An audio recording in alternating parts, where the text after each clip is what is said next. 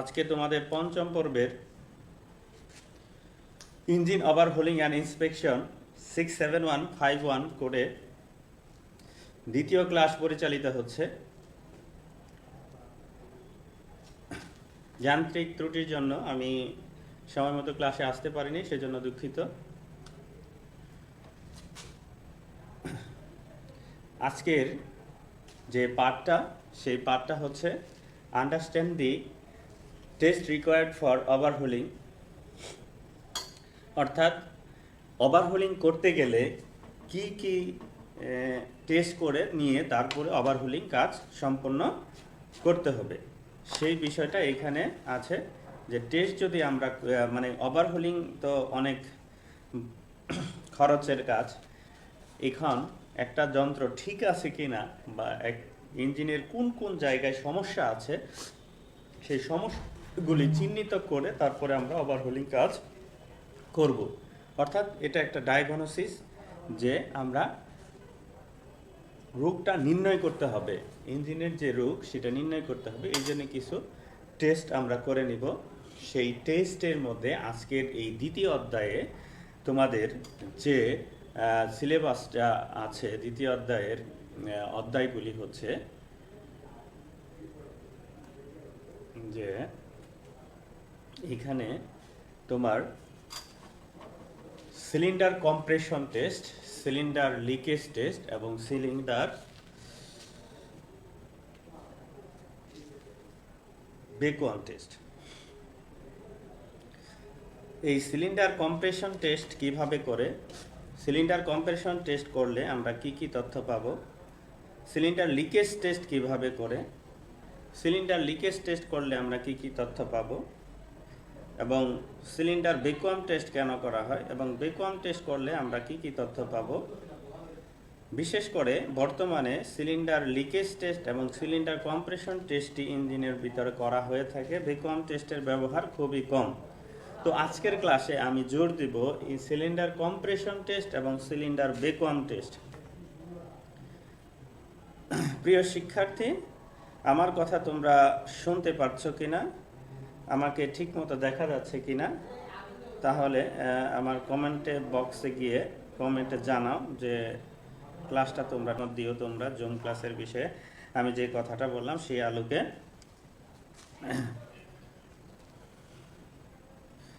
তো আমি তোমাদের এখন এই তিনটা বিষয়ে, বিশেষ করে দুইটা বিষয়ে আজকে আমি ক্লাস নেওয়ার চেষ্টা করব। এক হচ্ছে cylinder compression test, cylinder compression test. এই সিলিন্ডার কম্প্রেশন টেস্ট করতে আমাদের কি লাগবে, সিলিন্ডার কম্প্রেশন টেস্ট করতে আমাদের লাগবে যে একটা কম্প্রেশন টেস্টার। একটা কম্প্রেশন টেস্টার কি দেখো, যে এই যে একটা কম্প্রেশন টেস্টার আছে, এই কম্প্রেশন টেস্টারটা এই যে উপরে আছে এই জায়গায়, এই কম্প্রেশন টেস্টারটা আমি ব্যবহার করব। কম্প্রেশন টেস্টটা ব্যবহার করে ইঞ্জিনের কম্প্রেশনের মাত্রা আমি নির্ণয় করব। কম্প্রেশনের মাত্রার জন্য আমার প্রয়োজন হবে যে 120 থেকে 180 PSI প্রেসার লাগবে। এটা 120 থেকে 180 PSI প্রেসার লাগবে তোমার পেট্রোল ইঞ্জিনের জন্য বা গ্যাসোলিন ইঞ্জিনের জন্য। এটা পেট্রোল ইঞ্জিনের জন্য আমরা এই পরিমাণ প্রেসার দেখব যদি আছে কিনা। আর ডিজেল ইঞ্জিনের জন্য 450 থেকে 600 PSI প্রেসার, এটা ডিজেল ইঞ্জিনের জন্য আমরা দেখব যে এই পরিমাণ প্রেসার যদি আমাদের ইঞ্জিনের এই কম্প্রেশন টেস্টারে শো করে, তাহলে এই ইঞ্জিনটা আপাততভাবে আমার ঠিক আছে, এইখানে কম্প্রেশনের মাত্রা ঠিক আছে। এখন প্রিয় শিক্ষার্থীরা, তোমরা কি বলতে পারবা যে কম্প্রেশনের মাত্রা যদি ঠিক থাকে তাহলে আমরা ইঞ্জিনের কোন অংশগুলি ভালো বলে নিশ্চিত হব। দেখো, কম্প্রেশন কোথায় লিক হয় সেটা আমাদের কিছুটা স্টাডি করা দরকার, যে কম্প্রেশনটা লিক হয় কোথায়। এই যে আমাদের এইখানে কিছু বাল্ব থাকে, এই বাল্বটা এইখানে দুইটা ভাল্ব থাকে, এই দুইটা ভাল্ব আমাদের, তারপরে এই জায়গায় পিস্টন রিং থাকে। কালকেও আমি কম্প্রেসর সম্পর্কে কিছুটা আইডিয়া দিয়েছি তোমাদের। হ্যাঁ, এইখানে যে কম্প্রেশন রিং থাকে এর কাজ হচ্ছে এইখানের যে পরিমাণ যে কম্প্রেশন হচ্ছে এই কম্প্রেশনটা যাতে নিচের দিকে লিক হয়ে নিচের দিকে চলে না যায়। হ্যাঁ, লিক হয়ে নিচের দিকে যদি চলে যায় তাহলে এটা লিক হয়ে গেল, প্রেসার কম দেখাবে। এই যে রিকোয়ার্ড প্রেসার এই পরিমাণ প্রেসার আমার দেখাবে না তখন। তারপরে এই যে বাল্বের সিট, এটা হচ্ছে বাল্বের সিট এবং ফেস। এই বাল্বের সিট এবং এই ফেজ যদি ক্ষয় হয়ে যায় সে কি করতে পারবে না, এয়ার টাইট ভাবে এখানে বসতে পারবে না। এখানে স্প্রিং টেনশনে বাল্বটা বসে থাকে, এয়ার টাইট ভাবে বসতে পারবে না সিট যদি আর ফেজ যদি ক্ষয় হয়। এবং সিলিন্ডারটাও যদি তোমার ক্ষয় হয়ে যায় তাহলে আমরা তিনটা জিনিস এখানে আমরা, একটা হলো ভাল্ব, হ্যাঁ, 2 নাম্বার হচ্ছে পিস্টন রিং, আর 3 নাম্বার হচ্ছে আমার এই জায়গায় হচ্ছে সিলিন্ডার। হ্যাঁ, 3 নাম্বার হচ্ছে সিলিন্ডার। তাহলে এইগুলি যদি বাল্ব ফেস এবং সিট, তাহলে বাল্ব ফেস এবং বাল্ব সিট যদি আমার ক্ষয় হয়ে যায়, আর পিস্টন রিং যদি ক্ষয় হয়ে যায়, সিলিন্ডার যদি ক্ষয় হয়ে যায়, তারপরে এই জায়গায় আরেকটা বিষয় আছে, এই জায়গায় আছে হেড গ্যাসকেট। হ্যাঁ, 4 নম্বরে আসো, হেড গ্যাসকেট। হ্যাঁ, হেড গ্যাসকেট যদি আমার ক্ষয় হয়ে যায়, হ্যাঁ, হেড গ্যাসকেটটা বোধহয় আমার ইয়াতে দেখা যাচ্ছে না, তো আমি নিচে লিখবো না, এই পর্যন্তই আমার সীমানা। তাহলে এই 4 নাম্বার হচ্ছে হেড গ্যাসকেট। তাহলে হেড গ্যাসকেট যদি আমার নষ্ট হয়ে যায়, দুর্বল হয়ে যায়, তাহলে আমাদের এই ইয়াটা আমরা কি করতে পারবো, আমরা আইডেন্টিফাই করতে পারবো যে কোন জায়গায় এই কম্প্রেশন টেস্টে কিন্তু আমরা আইডেন্টিফাই করতে পারবো না, এখানে একটা সীমাবদ্ধতা আছে কম্প্রেশন টেস্ট। হ্যাঁ, এই কম্প্রেশন টেস্টে কিন্তু এই সমস্ত জিনিসগুলি আইডেন্টিফাই করতে পারবো না। তবে একটা জিনিস আমরা আইডেন্টিফাই করতে পারবো, সেটা হচ্ছে পিস্টন এবং সিলিন্ডার, এই দুইটা আইডেন্টিফাই করা যাবে। আর এরপরে যে আমরা লিকেজ টেস্ট করব, সেই লিকেজ টেস্টে কিন্তু আমরা, হ্যাঁ, লিকেজ টেস্টে আমরা এই সমস্ত অংশের কোন অংশে আমার লিকেজটা হচ্ছে আমরা প্রত্যেকটা অংশ ইন্ডিভিজুয়ালি, যে বাল্বের সমস্যা, বাল্বের সিটের সমস্যা, পিস্টন রিং এর সমস্যা, বা এই যে তোমার সিলিন্ডার ওয়ালের সমস্যা কিনা, হ্যাঁ, এগুলি আমরা প্রত্যেকটা ইন্ডিভিজুয়ালি আমরা দেখতে পারবো। তো এখন আমরা ইয়াতে চলে যাই, স্ক্রিনে চলে যাই, কম্পিউটার স্ক্রিনে। দেখো এই যে একটা আমার ফিগার আসছে, যে এই জায়গায় এই যে দেখো এইখানে ইনজেক্টর আছে, আমি যে কার্সরটা এখানে রাখছি, দেখো, পয়েন্টারটা রাখছি, দেখো এইখানে তোমার একটা অ্যাডাপ্টর দ্বারা ইনজেক্টর অথবা স্পার্ক প্লাগ হোল থেকে স্পার্ক প্লাগটা খুলে ফেলা হয়েছে বা ইনজেক্টরটা খুলে ফেলা হয়েছে, এইখানে একটা অ্যাডাপ্টর সংযুক্ত করা হয়েছে। আর এই অংশটাকে বলা হয় হুজ পাইপের সাথে আবার সংযুক্ত করা হয়েছে একটা তোমার কম্প্রেশন টেস্টার। এইখানে কম্প্রেশন টেস্টারের উপরে চিত্রে লক্ষ্য করো যে এই ধরনেরও কিছু কম্প্রেশন টেস্টার আছে, যেখানে মানে এই একই সেটে পাওয়া যায়, যে আমার যেখানে এই অ্যাডাপ্টার সংযুক্ত করা যাবে না, ছিদ্রের সাথে বা ব্যাসের সাথে মিল হবে না, সেই ক্ষেত্রে আমরা একটা ইউনিভার্সাল একটা অ্যাডাপ্টার লাগাবো যে কোনো ছিদ্রের জন্য। আমাদের এই যে টেস্টারটা এই অ্যাডাপ্ট করবে যে কোনো ছিদ্রের জন্য, তবে এইটার অসুবিধা হচ্ছে যে এটা চাপ দিয়ে ধরে রাখতে হবে। হ্যাঁ, এটার অসুবিধা হচ্ছে যে এটা চাপ দিয়ে ধরে রাখতে হবে।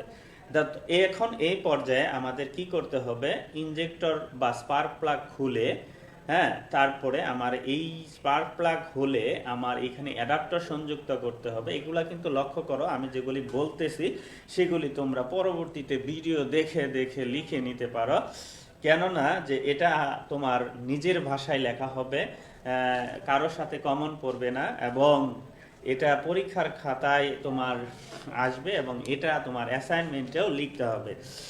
পরীক্ষায় বড় প্রশ্ন হিসাবে আসবে যে কম্প্রেশন টেস্টকরণ পদ্ধতি বর্ণনা করো। তো সেই ক্ষেত্রে আমাদের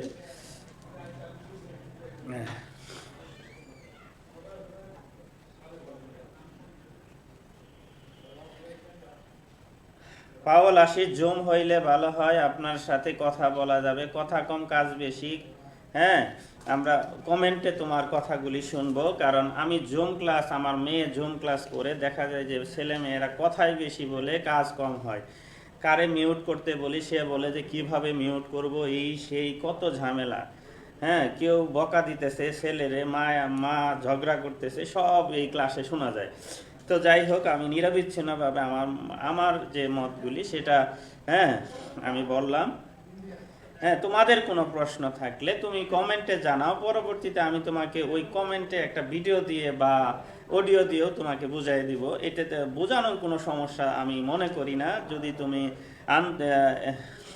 যদি তুমি মানে ক্লাসটা, আমার ক্লাসটা যদি মনোযোগ সহকারে তুমি লক্ষ্য করো, তাহলে কিন্তু আমি মনে করি যে তোমার বোঝার তেমন সমস্যা হবে না। যদি বোঝার সমস্যা হয়ও, তুমি ভিডিওটা বারবার টেনে দেখো, তারপরেও যদি তোমার সমস্যা না কাটে, তাহলে আমাকে ব্যক্তিগতভাবে মেসেঞ্জারে আমাকে নক দিও, আমি তোমার সাথে হ্যাঁ প্রয়োজনে কথা বলবো বা তথ্য দিয়ে সাহায্য করব।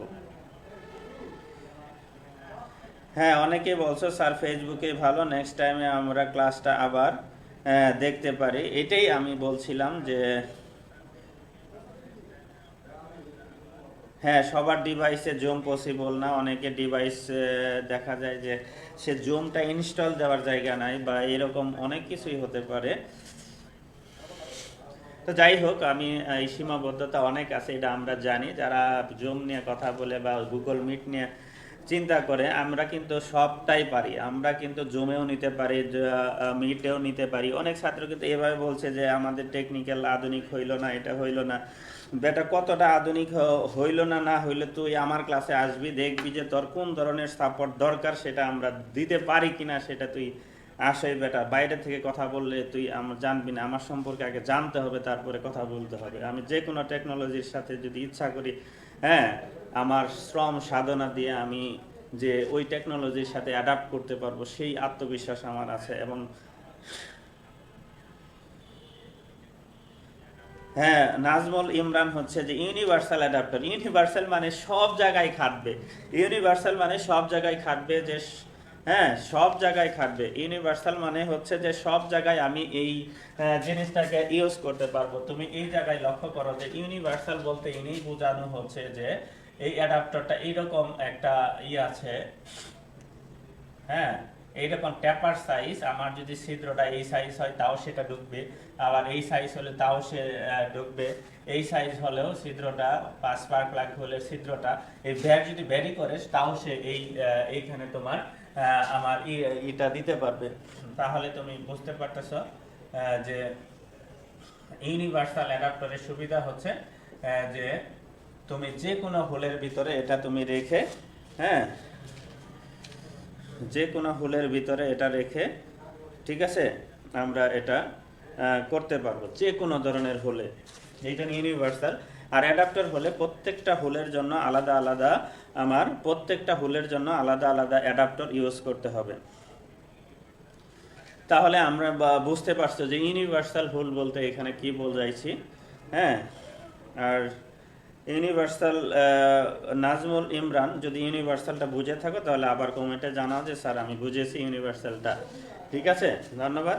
আমি এখন তোমাদের এই প্রসিডিউরে যাব, যে কিভাবে আমি টেস্ট করি। প্রসিডিউরেই বোধহয় ছিলাম।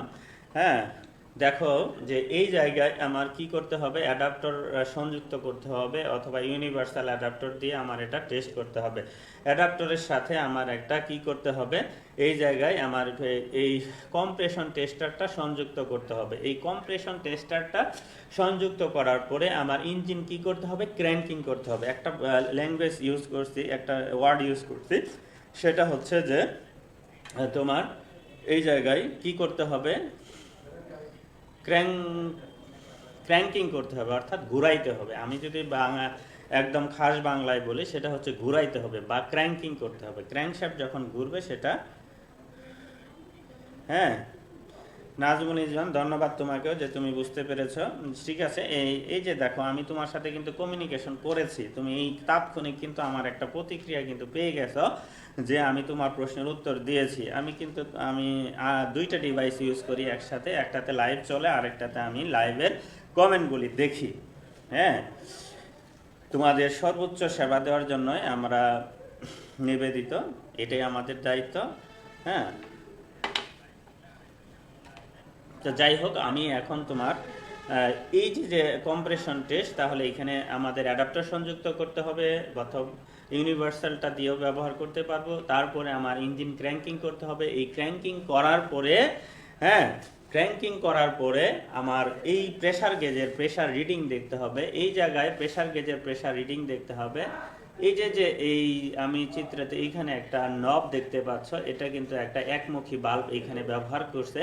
যে পরিমাণ প্রেসারটা সে পেয়ে যাবে, ওই পরিমাণ প্রেসারটা কিন্তু এই জায়গায় ধরে রাখবে, অর্থাৎ এই জায়গায় ধরে রাখবে, প্রেসারটা ধরে রাখবে এবং কাঁটাটা ওই জায়গায় স্থির থাকবে। তাহলে আমরা সহজেই লক্ষ্য করতে পারবো যে আমার কত আছে। এটা কিন্তু কাঁটা আবার জিরোতে চলে আসবে না, একদম কাঁটা উপরে যায়, একদম যদি 120 হয় 150 হয় সেখানে যায় থেমে যাবে। এটা যদি ডিজেল ইঞ্জিন হয় তাহলে 400 থেকে 450 থেকে তোমার 600 PSI দেখাবে, কারণ ডিজেল ইঞ্জিনের কম্প্রেশন রেশিও বেশি, এটা তোমরা জানো।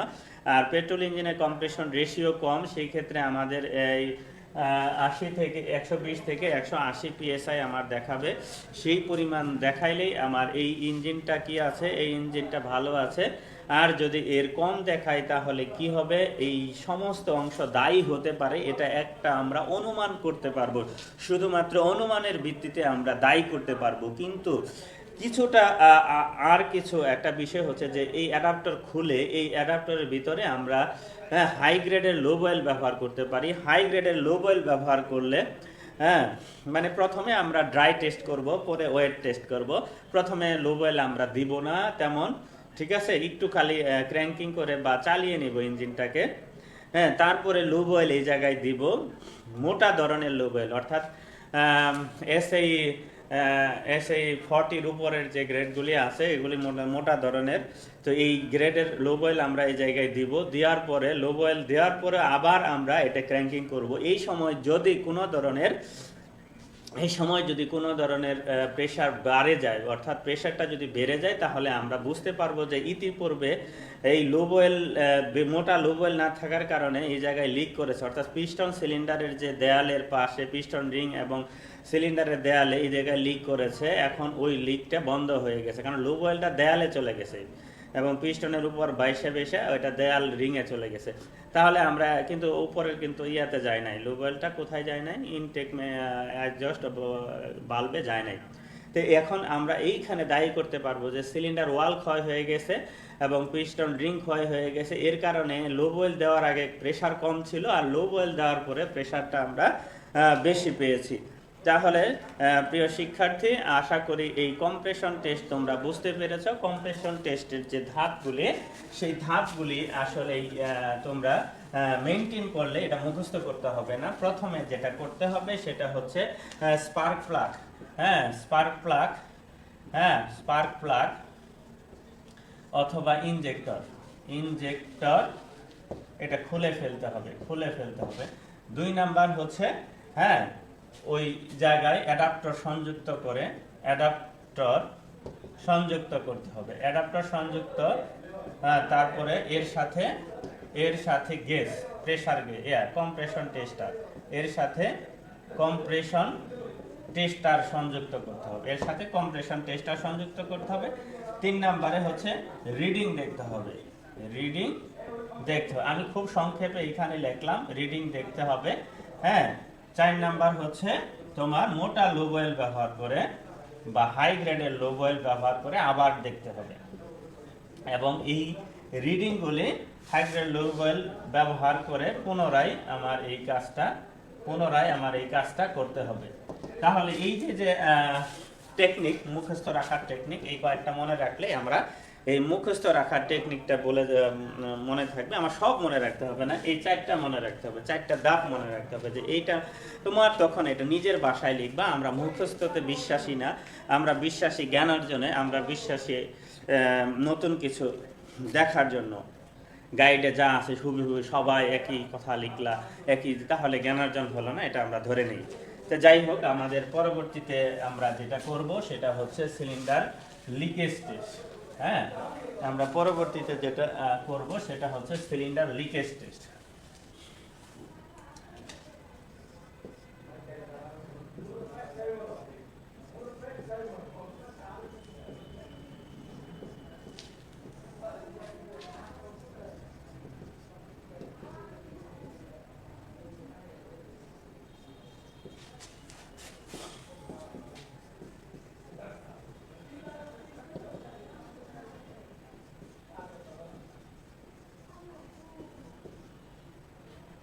সিলিন্ডার লিকেজ টেস্ট নিয়ে আমরা এখন আলোচনা করব, যে সিলিন্ডার লিকেজ টেস্ট।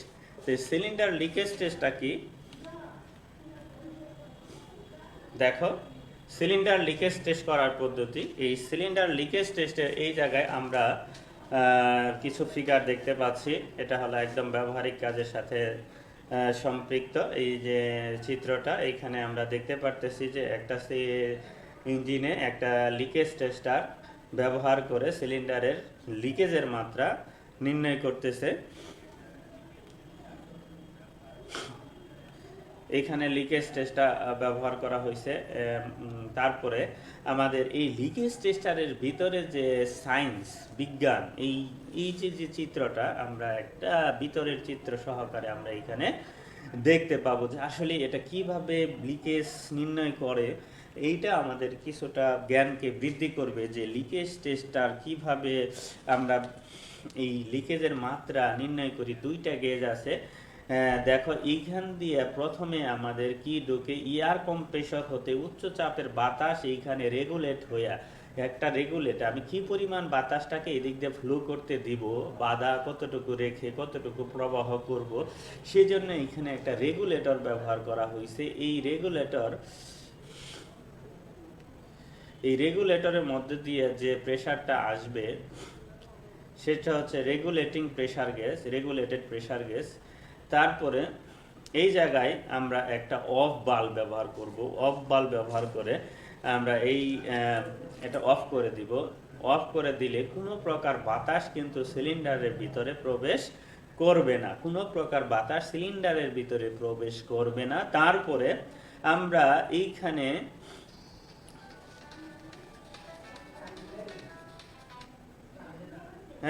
আমরা এই জায়গায় কোনো প্রকার বাতাস প্রবেশ করবে না, এই শাট অফ বাল্ব বন্ধ থাকলে। ঠিক আছে, তারপরে এই যে দেখো যে এইখানে সিলিন্ডার প্রেসার গেজ, অর্থাৎ সিলিন্ডারে কি পরিমাণ প্রেসার আছে সেই প্রেসারটা কিন্তু আমার এইখানে দেখাবে। ঠিক আছে, এই সিলিন্ডারে কি পরিমাণ প্রেসার আছে এইখানে দেখাবে। এই 2টার পার্থক্য কিন্তু এই জায়গায় দেখাবে কত পার্সেন্ট, এটাতে শতকরায় দেখাবে যে এইখানে প্রেসার কত আর এইখানের প্রেসার কত। এই 2টাকে সমন্বয় করে শতকরা কত পার্সেন্ট লিকেজ হচ্ছে আমরা এই গেজে দেখতে পারবো। শতকরা কত পার্সেন্ট লিকেজ হচ্ছে সেই লিকেজের মাত্রা এই গেজে দেখতে পারবো। শতকরা 20% লিকেজ আমার গ্রহণযোগ্য হবে। এর চেয়ে বেশি যদি লিকেজ হয় তাহলে কিন্তু এর চেয়ে বেশি লিকেজ হইলে এর চেয়ে বেশি লিকেজ হইলে আমরা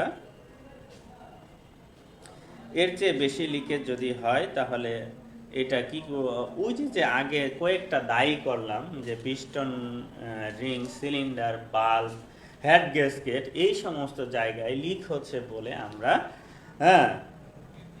নির্ণয় করতে পারবো, এবং কোন কোন জায়গা দিয়ে লিক হয় সেটাও কিন্তু আমরা নির্ণয় করতে পারবো। তোমরা যদি এই চিত্রের দিকে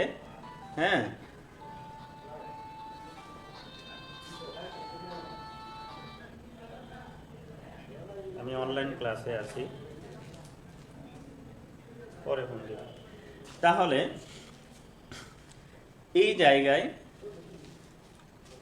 এই জায়গায় আমার যে দেখো যে এই চিত্রের মাধ্যমে কিন্তু আমরা বুঝতে পারতেছি যে কোন কোন জায়গা দিয়ে বাতাস বের হচ্ছে। লক্ষ্য করো যে এই যে পিভিসি বা পিসিবি বাল্ব, অর্থাৎ ভেন্টিলেশন যে বাল্বটা, পজিটিভ ক্র্যাঙ্কেজ ভেন্টিলেশন পিসিবি, হ্যাঁ, অর্থাৎ এই ভাল্বটা দিয়ে বাতাস বের হবে বা ডিপস্টিক দিয়ে বাতাস বের হবে। হ্যাঁ, যখন এই ডিপস্টিক দিয়ে বা পিসিবি বাল্ব দিয়ে বাতাস বের হবে তখন আমরা কি চিন্তা করব যে এই জায়গা দিয়ে তোমার ওই সিলিন্ডার ওয়াল এবং পিস্টন রিং ক্ষয় হয়ে এইখানের বাতাসটা এদিক দিয়ে চলে আসতেছে এবং এইখানে লিক হচ্ছে। তারপরে বাল্ব বন্ধ অবস্থায় কিন্তু আমরা এই টেস্টটা করি, নিশ্চিত হই যে বাল্বটা বন্ধ আছে কিনা।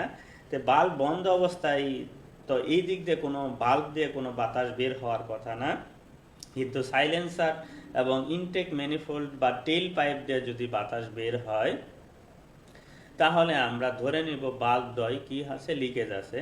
এবং হেড গ্যাসকেটের এই পাশ দিয়ে যদি লিকেজ হয়, এটা যদি এক সিলিন্ডার হয় হেড গ্যাসকেটের এই পাশ দিয়ে লক্ষ্য রাখতে হবে যে লিকেজ হয় কিনা। যদি একাধিক সিলিন্ডার হয় তাহলে কি করতে হবে, অন্য সিলিন্ডারের ইনজেক্টর বা স্পার্ক প্লাগ খুলে ওদিক দিয়ে দেখতে হবে কোনো প্রকার বাতাস বের হচ্ছে কিনা। অন্য সিলিন্ডারের দিয়ে তো আমি বাতাস দিচ্ছি না, কিন্তু অন্য সিলিন্ডার দিয়ে যদি বাতাস বের হয় তাহলে আমার মনে করতে হবে কি যে ওই জায়গায় হেড গ্যাসকেট লিকেজ হয়েছে এবং হেড গ্যাসেট দিয়ে অন্য সিলিন্ডারে বাতাসটা চলে আসতেছে এবং অন্য সিলিন্ডারের বাতাসটা তোমার ওই স্পার্ক প্লাগ হোল বা ইনজেক্টর হোল দিয়ে বেরোয় যাচ্ছে। আর যদি রেডিয়েটরের প্রেসার ক্যাপ খুলে যদি ওই জায়গায় কোনো ভূত থাকে তাহলে সিলিন্ডার ওয়ালটা ফেটে গেছে, এই সিলিন্ডার ওয়ালটা ফেটে এইখানে কিন্তু একটা চিত্রতে ভুল আছে, চিত্রতে ভুল আছে, যে কিছুটা ভুল আছে না, আসলে পিস্টনটা একেবারে উপরে যাবে না, সামান্য নিচে থাকবে বা একেবারে উপরে দিলেও, তবে সামান্য নিচে রাখা, যে কম্প্রেশন স্ট্রোকে সামান্য নিচে রাখলে সুবিধা কি যে আমার সিলিন্ডারও যদি ফেটে যায় সেটাও কিন্তু আমরা নির্ণয় করতে পারবো। তবে বাল্ব দুইটা যে বন্ধ থাকে এটা নিশ্চিত করতে হবে। বাল্ব দুইটা যদি খোলা থাকে তাহলে তো খোলা থাকলে তো এমনিতেই বের হবে, কোনো সমস্যা না থাকলেও তো বের হবে। তো খোলা যাতে না থাকে, দুইটা বাল্ব যাতে বন্ধ অবস্থায় থাকে, পিস্টনটা আরেকটু নিচে যদি আমরা আনি তাহলে এই জায়গায় যে টিটিসি এবং বিটিজির মাঝামাঝি যে অবস্থান, এই অবস্থানে তোমার যে লিকেজটা কোনো সিলিন্ডার ফেটে গেল কিনা, সিলিন্ডার ফেটে গেলে এটা ওয়াটার জ্যাকেটের বাতাসটা ঢুকে যাবে। এই বাতাসটা কোথায় দিয়ে বের হবে, এই বাতাসটা বের হবে একদম এই বাতাসটা বের হবে, দেখো এই বাতাসটা বের হবে একদম কি হয়ে, যে আমার যদি এই পিস্টনটা যদি এই জায়গায় আমি রেখে এই টেস্টটা করি, তাহলে এই যে সিলিন্ডার এই জায়গায় কি আছে, পানি আছে, এটা যদি ফেটে যায় তাহলে এই দিক দিয়ে বাতাসটা চলে যাবে। বাতাসটা যাবে কোথায়, এই বাতাসটা যাবে একদম রেডিয়েটরে, তাই না? বাতাসটা রেডিয়েটর ক্যাপ দিয়ে আমরা এই দিক দিয়ে ক্যাপ যদি খুলি তাহলে এই দিক দিয়ে বুদবুদ আকারে বাতাসটা বের হয়ে যাবে। বুদবুদ আকারে বাতাসটা বের হয়ে যাবে। বুদবুদ আকারে বাতাসটা এদিক দিয়ে ঢুকে এই বুদবুদ আকারে বাতাসটা রেডিয়েটরের ক্যাপ খুললে আমরা এটা দেখতে পাবো। তাহলে আমরা বুঝতে পারতেছি যে আমার এই দিক দিয়ে আমার কি লিকেজ হতে পারে, অর্থাৎ বাল্বের গোড়া দিয়ে লিকেজ হইতে পারে। এটা কার সাথে আছে, ধরো এটা একটা সাইলেন্সারের সাথে আছে, একটা সাইলেন্সারের সাথে আছে। এই সাইলেন্সার দিয়ে যদি এইখানে আমার কান পাতি, এই দিক দিয়ে যদি কোনো ধরনের বাতাস বের হয় এই বাল্বের গোড়া দিয়ে, তাহলে আমার কি করতে হবে, এই বুঝতে হবে যে এই বাল্ব সিট এবং বাল্ব ফেস ক্ষয় হয়ে গেছে। তারপরে এটা আরেকটা, এটা হচ্ছে তোমার সাইলেন্সার, সাইলেন্সারের এরিয়া, এই টেইল পাইপ দিয়ে যদি আমার বাতাস বের হয় তাহলে এই সাইলেন্সারের টেইল পাইপ দিয়ে যদি বাতাস বের হয় তাহলে বুঝতে হবে যে এই বাল্ব ফেস এবং সিট ক্ষয় হয়ে গেছে, হ্যাঁ, প্রিয় শিক্ষার্থী, ক্লাসে কোনো সমস্যা হচ্ছে কিনা বা বুঝতে পারতেছো কিনা, কি করলে ক্লাসটা আরও ভালো হবে সেই বিষয়ে মতামত দেওয়ার জন্য অনুরোধ করছি। যেহেতু আমরা প্রাথমিক পর্যায়ে আছি, দ্বিতীয় ক্লাস আমাদের হচ্ছে, তো আমি দুইটার সমন্বয়ে ক্লাস নেওয়ার চেষ্টা করতেছি, একটা পাওয়ার পয়েন্ট প্রেজেন্টেশন। আর পাওয়ার পয়েন্ট প্রেজেন্টেশনে সব কিছু উল্লেখ করা অনেক সময় দূরেও হয়ে যায়, বোঝানো দূরে হয়ে যায়, পিকচার অ্যাভেলেবল বা আমার মতো পিকচার আমি হয়তো নেটে পাই না, তখন আমার এটা বোর্ডে উপস্থাপন করলে আর আমার সাথে সরাসরি কন্টাক্টে যখন তোমরা আসবা তখন তোমাদেরও ভালো লাগবে। সেই বিষয়টা বিবেচনা করে আমি দুইটা ব্যবস্থা এখানে রাখছি, যে আমি তোমাদের এই ব্যবস্থায় ক্লাস নিব কিনা সেটা। ঠিক আছে নাজমুন, এই হেল্পগুলোকে ভালো হবে। ঠিক আছে, ধন্যবাদ। আমরা তাহলে জুম মিটিং নিয়ে আপাতত ক্লাস নিচ্ছি না। হ্যাঁ, আমার মাথায় ছিল সব কিছু, যে ছাত্ররা যেটা চাইবে আমরা সেটা দিতে বাধ্য, কারণ আমরা ছাত্রের জন্যই আমরা, এটা আমাদের দায়িত্বের মধ্যে পড়ে, এটা কোনো অনুগ্রহ দয়া না, কারণ এটা আমরা দায়িত্বের মধ্যে পড়ে। ঠিক আছে, তো যাই হোক, আমরা যে বিষয়টা তাহলে তোমরা বুঝতে পারতেছো, এই দিক দিয়ে যদি বাতাস বের হয় এখানে আমরা কান রাখবো, কান রেখে আমরা শুনবো যে আমাদের কানে এইটা চলে যাবে, যে আমাদের এইটা যদি যায় তা কানে সুসু শব্দ শোনা যাবে, তাহলে ইনটেক বাল্বের বাল্ব ফেস অনেকেই বাল্ব ফেস চিনো না, আমি চিত্রটা এঁকে দেখাচ্ছি। বাল্বের ফেসটা হচ্ছে এইটাই হচ্ছে বাল্বের ফেস, আর এইটুকু হলো মার্জিন। হ্যাঁ, এটা হচ্ছে ফেস, আর এটা যার সাথে বসে থাকে এটা হলো সিট, তাহলে এই অংশটা হচ্ছে সিট। এই ফেস এবং সিটের মধ্যে 1 ডিগ্রি ব্যবধান থাকে, এটা হলো ইন্টারফারেন্স অ্যাঙ্গেল, যাতে ময়লা কেটে এয়ারটাইটভাবে বসতে পারে। আমরা বিস্তারিত ক্লাসে আমরা আলোচনা করব। তো যাই হোক, আমরা এখন যে বিষয়টা সেটা হচ্ছে যে কীভাবে আমি চেষ্টা করব। আরেকটা বিষয়, যে তাহলে আমরা বুঝতে পারতেছি এদিক দিয়ে যদি পিসিবি বাল্ব পজিটিভ ট্যাঙ্কেজ ভেন্টিলেশন এদিক দিয়ে যদি যায়, তাহলে আমার কোনটা দায়ী? Piston ring. এখানে যে পিস্টন রিং আছে, এই সিলিন্ডার ওয়াল আছে, এই সিলিন্ডার ওয়াল কি হয়ে গেছে? ক্ষতিগ্রস্ত হয়েছে। এখন আসো প্রসিডিউরটা, আমরা এই যন্ত্রাংশগুলি কিভাবে সংযুক্ত করব। হ্যাঁ স্যার, আপনার নাম্বারটা হলে ভালো হতো। আচ্ছা, 01992008 8198 0171, অপ্রয়োজনে ফোন দিব না, 0191019000,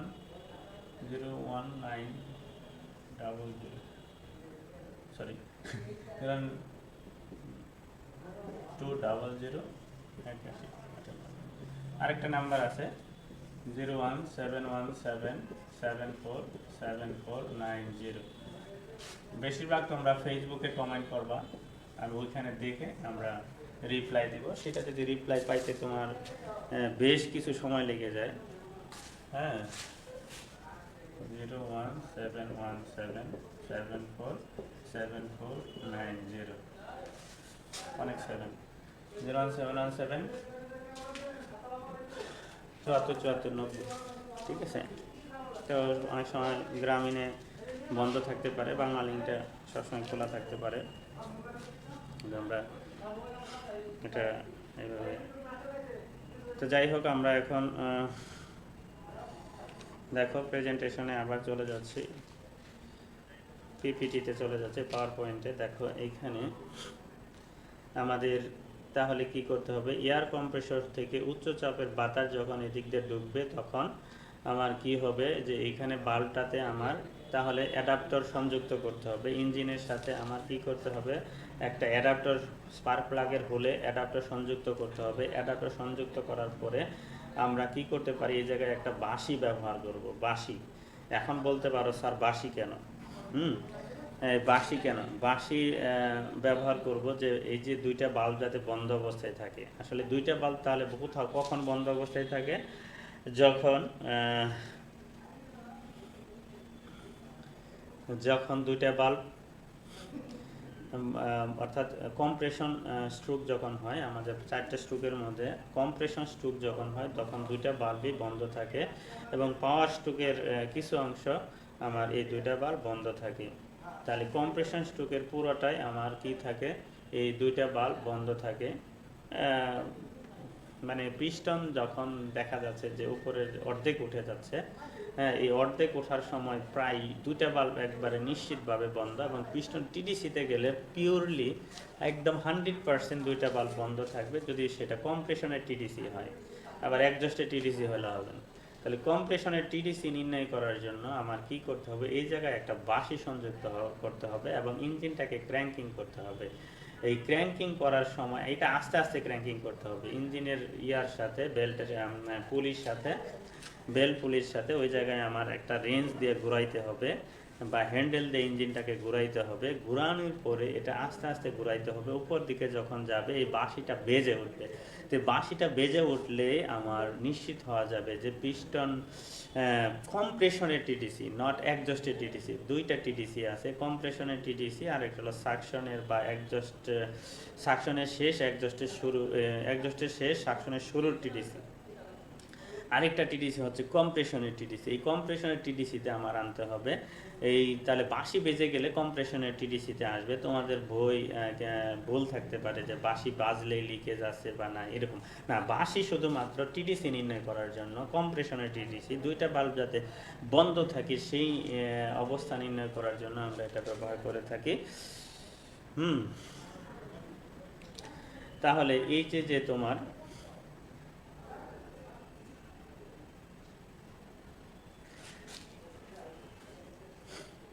এই যে তোমার ইয়ে আছে, হ্যাঁ, এই জায়গায় তোমার কি আছে, যে এই জায়গায় তোমার পিস্টন আছে, ভালভ আছে। এই ভালভ দিয়ে কি হবে না, কম্প্রেশনের টিটিসিতে তখন এই ভালভ দিয়ে কোনো বাতাস স্বাভাবিকভাবে বের হবে না। যদি লিকেজ থাকে বের হতে পারে, যদি লিকেজ না থাকলে বের হবে না। তখন বাতাসটা এই অ্যাডাপ্টারের ভিতর দিয়ে ঢুকবে এবং বাঁশিটা বেজে উঠবে। বাঁশিটা বেজে উঠলেই আমরা নিশ্চিত হব কম্প্রেশনের টিটিসিতে 2টি ভালভ বন্ধ অবস্থায় আছে। এই মুহূর্তে অ্যাডাপ্টারের সাথে আমার একটা লিকেজ টেস্টার সংযুক্ত করতে হবে, যে অর্থাৎ এই অ্যারেঞ্জমেন্টটা সংযুক্ত করতে হবে এই অ্যাডাপ্টারের মাধ্যমে। এইটুকু আমরা অ্যাডাপ্টার এবং হোজ, অ্যাডাপ্টার যেটা আমার গর্তের সাথে লাগে সেটা হচ্ছে অ্যাডাপ্টার, আর যেটুকু পাকা অবস্থায় ফ্লেক্সিবল অবস্থায় আসে, হ্যাঁ, এটা নাড়াচাড়া করা যায় যে কোনো অ্যাঙ্গেলে, সেটা হলো ফ্লেক্সিবল অংশ। এই ফ্লেক্সিবল অংশটাকে আমরা হুজ বলবো। হুজের সাথে আমার কি করতে হবে, এই কম্প্রেশন টেস্টারটা সংযুক্ত করতে, লিকেজ টেস্টারটা সংযুক্ত করতে হবে, এবং এয়ার কম্প্রেসরের একটা উচ্চ চাপের বাতাস, নির্ধারিত বাতাস, আমার নির্ধারিত চাপের বাতাসটা আমার এদিক দিয়ে সরবরাহ করতে হবে। এই গেজের একটা নির্ধারিত যে গেজ আছে, গেজে দেখবো যে সর্বোচ্চ পাঠ কত, তার কাছাকাছি আমরা এই প্রেশারটা উঠাই দিব। তারপরে সেই প্রেশারে আমার কি করতে হবে, পরীক্ষাটা করতে হবে। তারপরে আমরা ওই এয়ার সাপ্লাই দেওয়ার পরে এইখানে রেগুলেটিং বাল্ব দিয়ে আমরা এই প্রেশারটাকে কিন্তু, কম্প্রেসারের প্রেশার বেশি হইলেও কিন্তু আমরা এখানে নিয়ন্ত্রিত প্রেশার বা কম প্রেশার বা আমার সুইটেবল প্রেশার এখানে সাপ্লাই দিতে পারবো। তারপরে এই প্রেশারটা আমার এই শাট অফ বাল্বটা বন্ধ রাখবে, যে আমরা প্রথমে আমরা এটার ভিতরে প্রবেশ করাবো না। যেই শাট অফ বাল্বটা ওপেন করে দিব তখন এই সিলিন্ডারের ভিতরে যে এই লিক হইতে থাকবে, এবং এই লিকের মাত্রা 20% গ্রহণযোগ্য, এবং এই যে শতকরা 20% গ্রহণযোগ্য, এবং এটা শতকরায় প্রকাশ করবে সিলিন্ডারের প্রেশার গেজটা, এটা শতকরায় প্রকাশ করবে। এটা 10%, 20%, 30%, এইরকম 80%, 100% পর্যন্ত একটা গেজ থাকবে। এই 100% আমার যদি 20% এই লিকেজটা থাকে, তাহলে কি হবে, 20% লিকেজ থাকলে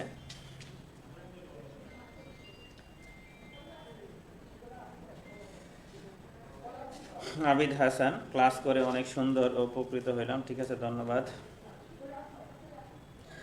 ঠিক আছে, তোমরা ক্লাসে থাকো নিয়মিত, কিন্তু তোমরা দেখা যাচ্ছে যে সবাই আমার লাইভে থাকছো না, এটা কিন্তু খুবই দুঃখজনক। তাই এইটা নিয়ন্ত্রণ করার জন্য কিন্তু আমার তাহলে ইয়াতে চলে যেতে হবে, গুগল মিটে, যে কে কে থাকতেছ না, কে কে থাকতেছ, শুধু দিয়া ওই তোমার শুধু কমেন্ট দিয়ে চলে যাচ্ছ কিনা সেগুলো নিজের পায়ে যদি নিজে কুড়াল মারো আমি তোমাকে ফেরাইতে পারবো না। ক্লাসেও কিন্তু আমরা সব ছাত্রকে কন্ট্রোল করতে পারি না। কেউ দেখা যায় যে আমার দিকে তাকায়া আমার দিকে কান দিয়ে সে অন্য চিন্তা করতেছে, হ্যাঁ, সে কিন্তু আমার ক্লাসে নাই, আছে বন্ধুর সাথে, আছে বাড়ির সাথে, আসে দুনিয়ার ঝামেলার সাথে। তো এই জন্য হ্যাঁ, হ্যাঁ, কে কে আসো আমি এই মুহূর্তে দেখতে চাই। হ্যাঁ, কে কে আসো দেখি, আমি সেগুলো অ্যাটেন্ডেন্স দিব। কে কে আসো, আমি আসি দেখি, এরকম কয়জন আসো কমেন্ট করো, আমি আসি, শুধু আমি আসি দিয়ে কমেন্ট করো। ঠিক আছে, ঠিক আছে, লাভ রিয়াক্ট দিতেছো, ঠিক আছে। হ্যাঁ, হ্যাঁ, কথাগুলি জোরে হলে ভালো হয়। যে তোমরা একটা কাজ করবা, একটা কম দামি একটা সাউন্ড বক্স কিনে নাও। আসলে কথাগুলি সাউন্ড বক্স হইলে অনেক সুন্দর শোনা যায়। ঠিক আছে, আমাদের কথাগুলি যদি লাগাইতে চাই, একটা মাইক্রোফোন লাগাইছিলাম, টান লাগে ছিঁড়ে গেছে, এখন আরেকটা মাইক্রোফোন কিনতে হবে।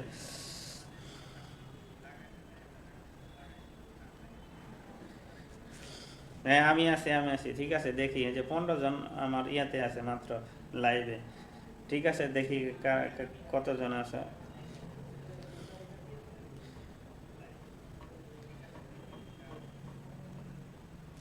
তাই আমি কিছুক্ষণের মধ্যে আমার এই লাইভ ক্লাসটা শেষ করতে যাচ্ছি। ধন্যবাদ যারা আমি আসি বলতেছ। তবে যারা শুধু আমি আসি বললে হবে না, আগে যদি রোল নাম্বার না দিয়ে থাকো, রোল নাম্বারটা কিন্তু দিতে ভুলো না। ঠিক আছে, অর্পিতা পণ্ডিত, উর্মি, নাজমুল ইসলাম, গোবিন্দ দাস, আসিফ আহমেদ, আরও অনেকেই বলতেছে যে আমি আছি। চামেলি প্রীতি, রাইহান হাত তুলে জানাইছো স্যার আমি আছি। ঠিক আছে, এই যে দেখো আমরা লাইভ করতেছি, আমরা একেবারে কি লাইভে নাই? হ্যাঁ স্যার, ভালো বুঝতে পারতেছি আপনার কথাগুলি, ধন্যবাদ। অনেকের মোবাইলের সাউন্ড একটু কম, এগুলি হাই সাউন্ডেই শুনতে হবে। আমরা তো আসলে ওইভাবে এত জোরে জোরে কথা বলতে পারতেছি না, ব্যক্তিগতভাবে কিছু অসুস্থও আছি, তারপরেও ক্লাস নিচ্ছি। হ্যাঁ, আমি কিছুদিন আগে কোভিড আক্রান্ত ছিলাম, তোমরা হয়তো ফেসবুকের কল্যাণে জানছো। সেটা গত মাসের 11 তারিখ নেগেটিভ হয়েছে। আজকে কয় তারিখ? আজকে 11। নেগেটিভ হওয়ার 1 মাস পূর্ণ। আল্লাহর কাছে শুক্রিয়া আদায় করি যে আল্লাহ আমার তেমন কোনো জটিলতা দেয়নি। তো আমি এখনই শেষ করব যে কীভাবে ক্লাসটা। তাহলে আমরা এই যে দেখো, এই জায়গায় যখন বাল্বটা ওপেন করে দিব তখন কিন্তু এখানে লিকেজ হওয়া শুরু করবে। হ্যাঁ, এই যে মিটারিং অরিফিস কিন্তু এখানে থাকার কারণে, এই মিটারিং অরিফিসের কারণে কিন্তু আমরা এইখানের প্রবাহটা নিয়ন্ত্রণ করতে পারবো। হুট করে কি পরিমাণ লস হচ্ছে সেটা পার্সেন্টেজ আকারে এখানে দেখাবে। এই যে মিটারিং অরিফিস লক্ষ্য করতেছো, এই মিটারিং অরিফিসটা কিন্তু দেওয়া হয়েছে যে কি পরিমাণ লস হচ্ছে সেটা প্রেশার গেজে এখানে শো করা যায়। এই উদ্দেশ্যে কিন্তু এখানে মিটারিং অরিফিস আছে। তো এই মিটারিং অরিফিসটা দিয়ে আমরা এখানে হুট করে যদি লস হয়, কিন্তু এই প্রেশার গেজে কিন্তু লস হবে, দেখাবে না, কিন্তু এই প্রেশার গেজে কিন্তু লসের মাত্রাটা আমরা এখানে দেখতে পাবো। তাহলে এইখানে লসের মাত্রাটা কত হচ্ছে সেটা কিন্তু আমরা হুট করে এখানে ডাউন হয়ে যাবে এবং প্রেশার লো হবে। প্রেশার লো হইলে এখানে পার্সেন্টেজ দেখাবে, যত বেশি লো হবে তত বেশি পার্সেন্টেজ এখানে দেখাবে। যদি 20%-এর বেশি লস দেখায় তাহলে কিন্তু আমাদের এই জায়গায় 20%-এর বেশি যদি লস দেখায় তাহলে আমরা এই জায়গায় কি আমরা ধরে নিব যে ইঞ্জিনের এই লিকেজ হচ্ছে বেশি এবং এটা গ্রহণযোগ্য মাত্রার বেশি, এবং এটা ইঞ্জিনকে ওভারহোলিং করতে হবে এবং ওভারহোলিং করে এটাকে এই লিকেজের মাত্রাগুলি কমায় আনতে হবে। আমি এর আগে যে সমস্ত বিষয়গুলি দেখো আমি যে সমস্ত বিষয় অবতারণা করেছি, যে এই দিক দিয়ে কান পাতবো, বাতাস বের হলে এই জায়গায় সমস্যা, অর্থাৎ বাল্ব সিট, বাল্ব ফেস, এই জায়গায় আমি কান দিব, এই জায়গায় আমার কান দিয়ে শুনবো। হ্যাঁ, কান দিয়ে শুনলে যদি আমার এদিক দিয়ে বুদবুদ আকারে, শুশু শব্দ হবে, শুশু আকারে বাতাস বের হয়, তাহলে আমার কি করতে হয়, যে এই জায়গার সমস্যা, এখানে বাল্ব ফেস, বাল্ব সিটের সমস্যা। আর যদি এই পিসিবি বাল্বে কান রাখবো, এই জায়গায় আমরা কান দিয়ে শুনবো, এই জায়গায় কান পেতে শুনবো। যদি আমার এই জায়গায় যদি বাতাস বের হয় তাহলে সিলিন্ডার ওয়াল এবং পিস্টন রিং, সিলিন্ডার ওয়াল এবং পিস্টন রিং ক্ষয় হয়েছে। হ্যাঁ, তারপরে তোমাদের যদি অন্য ক্লাস থাকে অন্য ক্লাসে চলে যাইতে পারো, কারণ আমি তোমাদের এই ক্লাসটা আবার তোমরা পরে ভিডিওটা দেখে নিবা। আমি হয়তো অন্য ক্লাসে চলে গেছি, ওভারল্যাপ হইতেছে। তো আমি আমার ক্লাসটা শেষ করে দিব। এটা শুরু করতে একটু সমস্যা হয়েছে যান্ত্রিক ত্রুটির কারণে। তো আমি এখন যে বিষয়টা আমি তোমাদের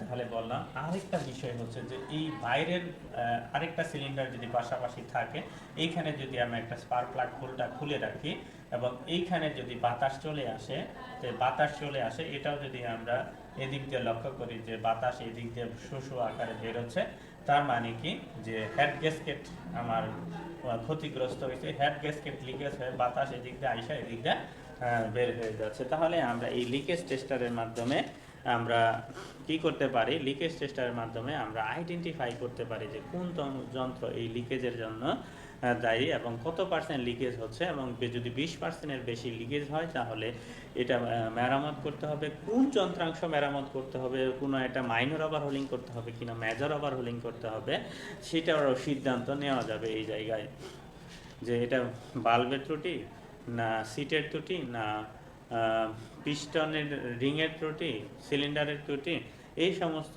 ত্রুটিগুলি, গ্যাসকেটের ত্রুটি, এগুলি ইন্ডিভিজুয়ালি দায়ী করে ওই যন্ত্রটা আমরা পরিবর্তন করে বা মেরামত করে কিন্তু আমরা এই জায়গায় এখানে মেরামতের জন্য কোনটা উপযোগী, বাল্ব সিট এবং বাল্ব ফেজ কাটা যায়, নতুন করে কেটে আবার সুন্দর করে মসৃণ করে ল্যাপিং করে এটা উপযোগী করা যায়। আর বাকি যে পিস্টন রিং এটা মেরামত অযোগ্য, সেটা বদলাইতে হবে।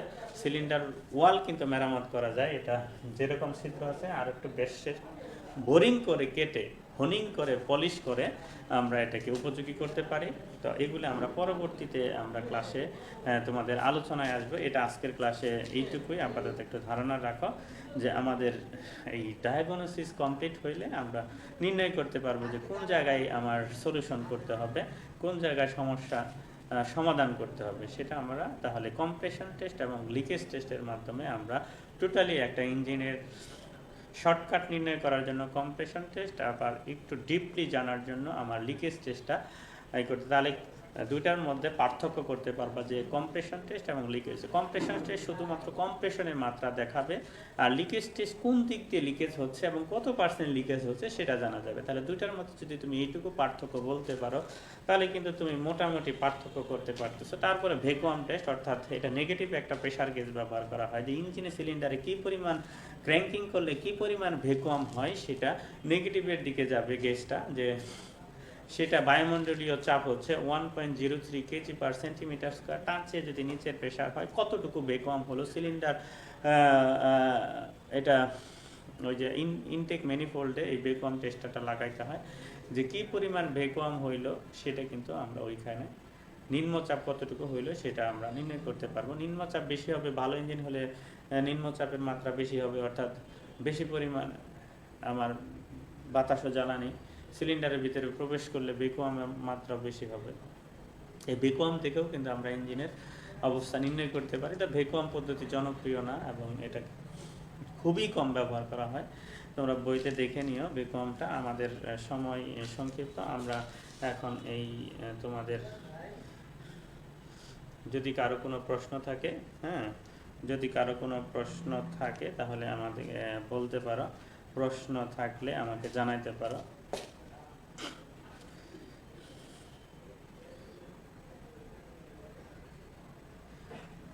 এই পার্ট সম্পর্কে তোমাদের কোনো প্রশ্ন আছে কি? থাকলে কমেন্টে জানাও, আমি পরবর্তীতেও উত্তর দিতে বাধ্য থাকব।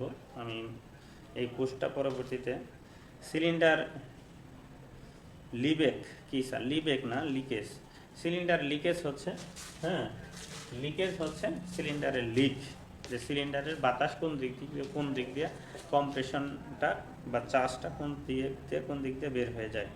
ঠিক আছে? মোহাম্মদুল হাসান বলছো যে লিকেজ কি, তাই?